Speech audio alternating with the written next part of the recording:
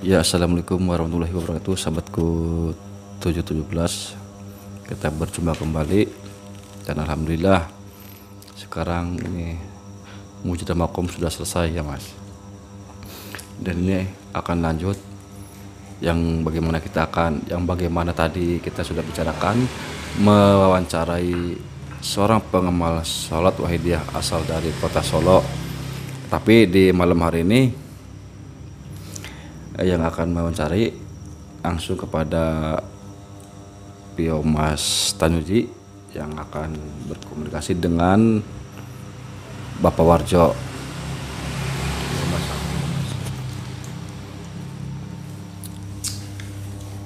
Sebelumnya saya ucapkan terima kasih sudah memberi kesempatan saya untuk menanyai Mas Warjo. Assalamualaikum Mas Warjo. Waalaikumsalam warahmatullahi wabarakatuh. Jadi begini Mas Warjo, saya ingin tanya mengenai dari mana sih Mas Warjo itu mengenal sholat wahidiyah dan ceritanya itu seperti apa? Kok kenapa Mas Warjo itu bisa mengenal sholawat wahidiyah? Monggo diperjelaskan kepada sahabatku 17. Monggo diperjelaskan kepada sahabatku 717. Itu di situ nih. Monggo sambil udut ya Bapak. Karena berhubungi sambil ngopi jadi sambil bapak-bapakan biar tenang.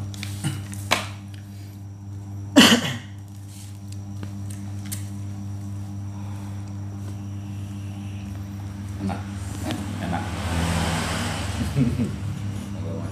Monggo Mas. Cerita. Jadi begini Mas, saya ingin tahu asal usul Mas Warjo itu mengenal dan bisa mengamalkan sholawat wahidiyah. Monggo diceritakan kepada sahabat 717 perjalanan cerita bisa mengenal dan mengamalkan sholawat wahidiyah itu seperti apa?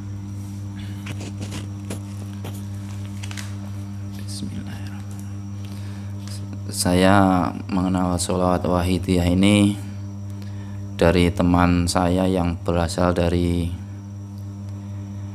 Bumi Ayu, Kabupaten Brebes ya. Pada waktu itu kenalnya di Solo apa di Brebes? Di mana? Itu kenalnya di Kota Tegal, sama-sama jualan keliling. Jualan apa kalau boleh tahu? Oh, itu teman saya itu yang bernama Mas Mustafa itu jualan es krim, kalau di kampung es tungtung. Ya. Terus Mas Warjo sendiri jualan apa? Oh, saya sendiri jualan bakso keliling. Keliling. Ya silakan lanjutkan ceritanya. Pada waktu itu teman saya setiap malam mujadah, katanya ya mujadah itu ya bilangnya.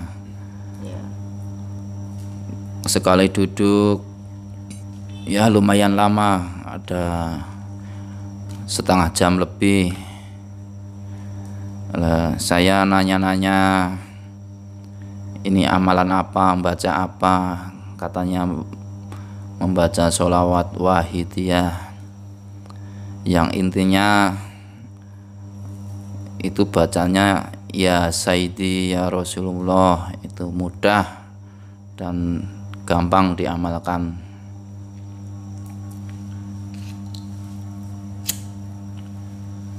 Terus pada waktu itu juga jenengan langsung tertarik apa butuh proses?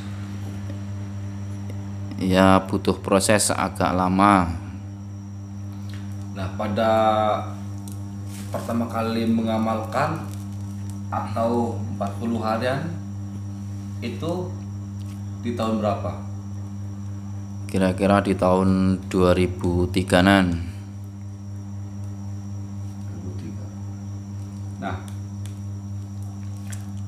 jenengan gimana setelah mengamalkan sholat Wahidiyah?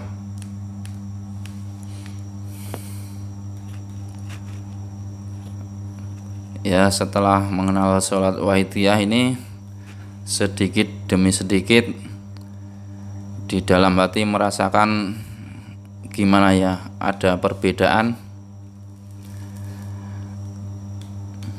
Hati terasa ya lain dari yang kemarin, terasa agak gimana ya, ayem gitu ya. Terus tadi Mas bilang itu terasa ayam gitu kan. Kalau boleh tahu, sebelum apa Mas Warjo tertarik kepada sholat Wahidiyah atau amalan sholat Wahidiyah itu, apakah Mas Warjo itu mempunyai amalan-amalan seperti amalan lain? Ya, pernah juga. Apa amalan apa? Ya, dibilang kalau orang Jawa ya kejawen gitu. Amalan kejawen. Ya, Itu kalimatnya seperti apa kalau boleh tahu? ya itu ucapan-ucapan Jawa lah. Ya, paham. Nah, sebelum mengamalkan sholat Wahidiyah, perjalanan panjenengan tuh gimana? Sebelum dan sesudahnya. Kalau sebelum bagaimana, sesudahnya tuh seperti gimana? Sebelum kenal sholat Wahidiyah ini, auranya panas, suka marah gitu. Gampang marah. Gampang marah, gampang emosi. Lah setelah mengamalkan sholat Wahidiyah itu, yang tadi Mas bilang itu hidup bedalah, bisa sedikit ada apa, bisa mengontrol sedikit-sedikit, bisa mengontrol emosi lah, begitu maksudnya. Iya betul. Setelah mengenal sholawat Wahidiyah ini, sedikit demi sedikit rasa emosi semakin berkurang. Ini Mas, perjalanan jenengan sebelum mengamalkan sholat Wahidiyah itu perjalanannya gimana? Waktu belum mengenal Wahidiyah, cerita dari perjalanan itu bagaimana, kehidupan sebelum mengenal Wahidiyah atau sama sekali belum mengenal Wahidiyah?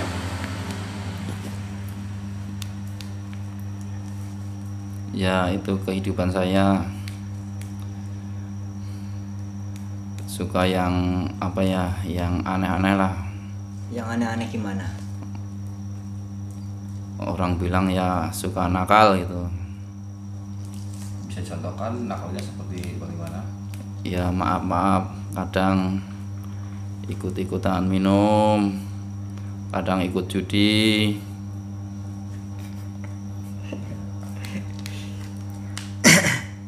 Itu sebelum mengamalkan Sebelum sholat Wahidiyah. sebelum mengenal sholat Wahidiyah.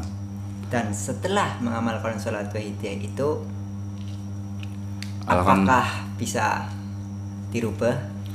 Alhamdulillah, sekarang setelah mengenal sholawat Wahidiyah, sedikit demi sedikit bisa saya kurangin. Bahkan alhamdulillah sekarang sudah nggak ngelakuin yang seperti itu. Syukur-syukur selamanya nggak ngelakuin yang seperti dulu lagi. Ketika panjenengan mengamalkan sholat Wahidiyah, ada atau tidak tanggapan-tanggapan dari tetangga ataupun saudara? Ada tidak? Oh, ada juga yang tanggapan dari saudara. Tanggapannya? Tanggapannya ya ada yang bilang bagus, ada yang bilang sesat. Nah, terus tanggapan Anda sendiri gimana menanggapi saudara yang tersebut? Saya sendiri kan yang merasakan, saya merasakan enak, semakin enak. terus saya terusin. Berarti tidak menanggapi tanggapan orang lain itu. Oh enggak, saya enggak nanggapin yang orang-orang bilang. Ya. Di dalam perjalanan jenengan mengamalkan salat hadiah, bahasanya jenengan sudah mengamalkan. Itu gimana Mas perjalanannya Mas? Waktu ketika dulu itu seperti apa? Perjalanan ketika mengamalkan salat hadiah, istilahnya ya suka dukanya itu seperti apa? Ada tidak suka dukanya ketika mengamalkan salat hadiah, bahasanya ya ketika mau usbuyah atau jauh bagaimana, suka dukanya ada nggak? Oh ada Mas, suka dukanya Mas. Dulu kan pengamal belum banyak, jarak tempuhnya jauh-jauh, belum ada motor, belum punya. Kadang naik sepeda, hujan-hujan, yang tangan kiri megang payung, yang tangan kanan megang setang, kakinya gowes, udah itu banjir. Itu Mas suka dukanya Mas. Dan itu ditempuh sampai tempat. Ya alhamdulillah sampai tempat Mas.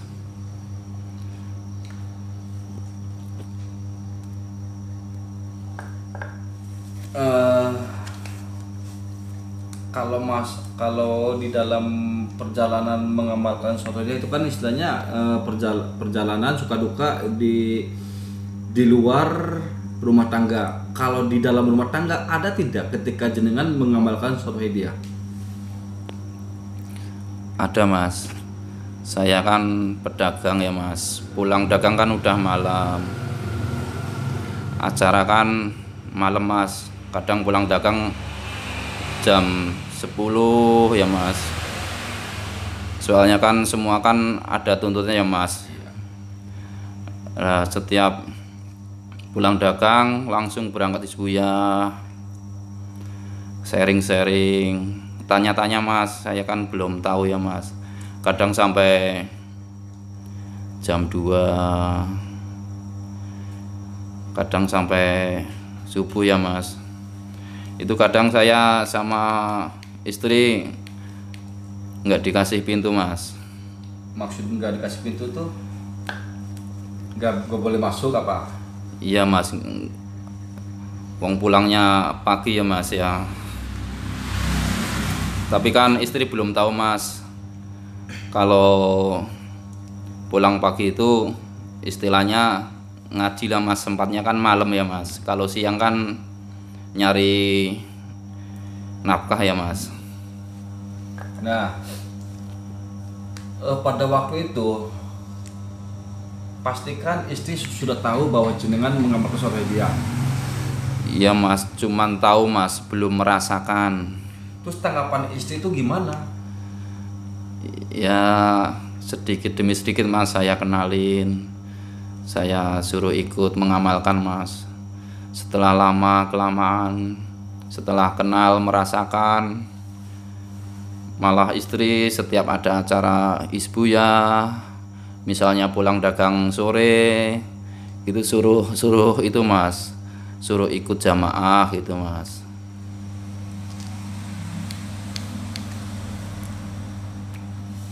Terus Mas bilang kan tadi kan mengamalkan sholat hadiah kan kira-kira udah lama kan Mas ya? Iya. Dari tahun 2003. Iya kurang lebih Mas. Kurang lebih dari tahun 2003 sampai sekarang tahun 2020. Itu kira-kira Mas mendapatkan ada pengalaman-pengalaman rohani apa enggak Mas? Ya pengalaman sih ada Mas, cuman ya ada Mas pengalaman rohani. Bisa diceritakan Mas? Oh iya iya. Waktu itu Mas, saya kan jualan, ada angin gede Mas. Angin udah deket Mas sama gerobokan saya. Ya, saya mau berbuat apa nggak tahu ya Mas. Tapi tiba-tiba saya teringat kalimat nida itu Mas. Saya pejamkan mata, saya membaca ya Sayyidi ya Rasulullah, intinya pasrah gitu ya Mas ya. Langsung seketika alhamdulillah Mas, angin itu berhenti Mas. Berhenti langsung ketika Anda menidak ya Sayyidi ya Rasulullah. Iya Mas, betul Mas. Itu di rumah apa di mana itu? Oh, pada waktu itu di alun-alun Kota Tegal Mas. Oh, lagi jualannya. Iya, di lapangan. Jenengan sendiri sudah sudah nggak ke arena ke Kubro Kedunglo gitu, tempat lahirnya di mana Sholat Wahidiyah? Saya pernah Mas ikutan kubro di Kediri, Kedunglo ya Mas ya, di Pondok Pesantren Al Munadaroh. Sudah pernah mendatangi? Oh sudah Mas, sudah ikutan acara kubro. Terus ketika Mas sudah mendatangi ke tanah kelahiran Sholat Wahidiyah itu, perasaan Mas gimana Mas? Bisa mendatangi langsung tempat lahirnya Sholat Wahidiyah, bahkan mungkin Mas bisa sungkem sama beliau Kanjeng Romo. Perasaan Mas itu gimana Mas? Perasaan itu gimana ya Mas, baru turun dari mobil aja Mas mendengar suara tasapuan ya Mas, biasanya Mas ya. Nah itu terasa itu Mas, badan itu terasa berat, merasa membawa beban-beban yang mikul, yang gendong Mas, itu beban-beban dosa. Teringat yang dulu-dulu Mas, mendengar suara tasapuan itu Mas, itu di tempat pendaftaran ya Mas, itu ya daftar hadir tamu itu Mas, saya udah menangis Mas di situ, nggak tahu kenapa hati saya terasa sedih banget Mas. Dari awal mengamalkan Sholat Wahidiyah sampai sekarang tahun 2020, sudah berapa kali panjenengan mengikuti acara Mujadah Kubro di Kedunglo? Kira-kira perkiraan bisa disebutkan. Ya mungkin ada 5-4 kali Mas. Itu awal pertama menginjak tanah kelahiran Sholat Wahidiyah, atau di mana Sholat Wahidiyah itu dilahirkan di Kedunglo, itu tahun berapa? Dari awal mengamalkan jenengan awal menghadiri Mujadah Kubro itu tahun berapa Mas? Bisa diingatkan ya, bisa perkiraan? Lupa ya, lupa ya, apa. Ada nggak selain di arena Mujadah, selain di acara Mujadah Kubro, acara nirjusana ataupun nirjusana di luar Mujadah Kubro ataupun di luar Kedunglo, rasa yang begitu dahsyat pernah enggak? Setiap ada acara Mas, setiap sowan ke beliau Kanjeng Romo Mas. Tadi tanya apa ya? Gini Mas, rasa ataupun perasaan yang dahsyat mahabbah kepada beliau Kanjeng Guru selain di acara Mujadah Kubro, yaitu di nirjusana, ada tidak rasa yang begitu dahsyat yang sehingga terasa tidak sadar dan tersebut itu ketika menghadiri acara nirjusana, entah itu di Bogor, di Tasik, atau di Jakarta, ada tidak Mas? Setiap ada acara besar yang merahukan beliau Kanjeng Rama Mas, pasti ada rasa yang kayak gituan Mas. Walaupun acara apa ya Mas dari Isbuya juga pasti Mas.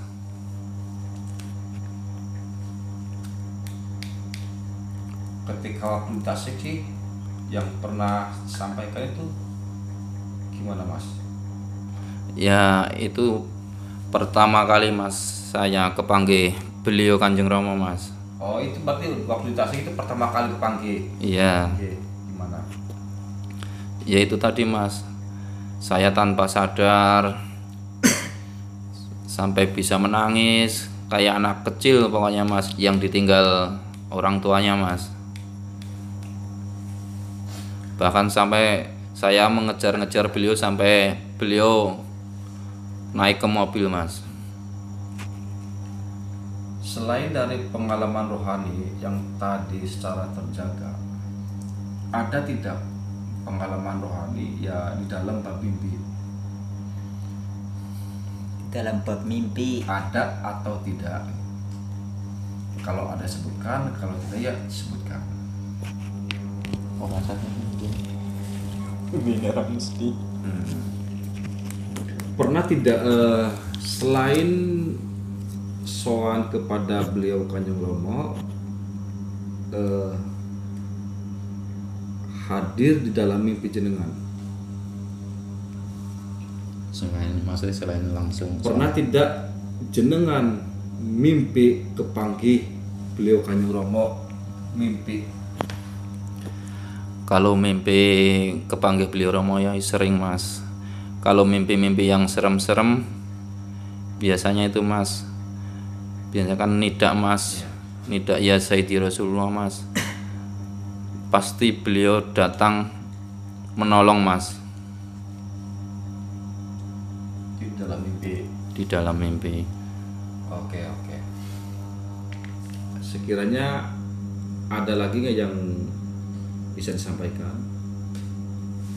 kepada sahabat 717, atau mungkin bisa menceritakan apa namanya ya, ini loh yang namanya sholat wahidiyah, begini loh apa namanya ya, yang bikin jenengan bisa seperti ini? iya yang bisa membuat emas itu, emas tadi kan bilang waktu belum mengenal sholat wahidiyah itu suka minum, suka mabuk. Mungkin bisa sampaikan dalam artian inilah efek dari sholat wahidiyah ini seperti ini gitu loh. Bismillahirrahmanirrahim. Assalamualaikum warahmatullahi wabarakatuh. Waalaikumsalam. Untuk sahabat 717, terutama saya sendiri, monggo silahkan mencoba mengamalkan sholawat wahidiyah dengan inti bacaan ya Sayyidi Rasulullah. Saya sekarang merasakan hidup ada artinya, ada tujuannya. Yang dulunya hidup cuman asal makan, asal minum, asal seneng-seneng, alhamdulillah sekarang hidup terasa ada artinya, ada tujuannya. Itulah perjalanan saya yang saya sampaikan. Sekian. Wassalamualaikum warahmatullahi wabarakatuh. Waalaikumsalam warahmatullahi wabarakatuh. Oke, terima kasih Mas Warjo udah bisa menceritakan perjalanan hidup Mas Warjo tentang sebelum dan sesudah mengamalkan sholat wahidiyah. Oke sahabatku 717, terima kasih sudah mau mendengarkan apa cerita Mas Warjo. Yang mungkin berasal dari kota Solo. Oh iya, barangkali ada orang Solo. Iya. Silakan ini. Iya silakan saja datang. Oh iya masnya Solonya di mana ya Mas ya? Di Karanganyar, Kabupaten Karanganyar, Kecamatan Jatioso. Ya. Ya itu. Solonya di Karanganyar, Kecamatan Jatioso. Ya. Ya bagi sahabatku 717 mungkin yang di daerah Solo, kalau mungkin mau menanyai atau mau main-main ke Mas Warjo itu, Mas Warjo berada di Kota Solo, Kecamatan Karanganyar, desanya Jatioso, begitu Mas? Iya, iya. Ya mungkin saya kira begitu saja yang bisa saya sampaikan. Apa kita mungkin bisa ambil sisi positif dari pembicaraan ini. Mungkin bagi Anda sahabat 117 yang belum mengamalkan Sholawatiyah itu coba mengamalkan dulu. Di situ Anda mungkin bisa mengerti rasa dari faedah mengamalkan sholawat wahidiyah. Oke, terima kasih sahabatku 717. Wassalamualaikum warahmatullahi wabarakatuh. Waalaikumsalam.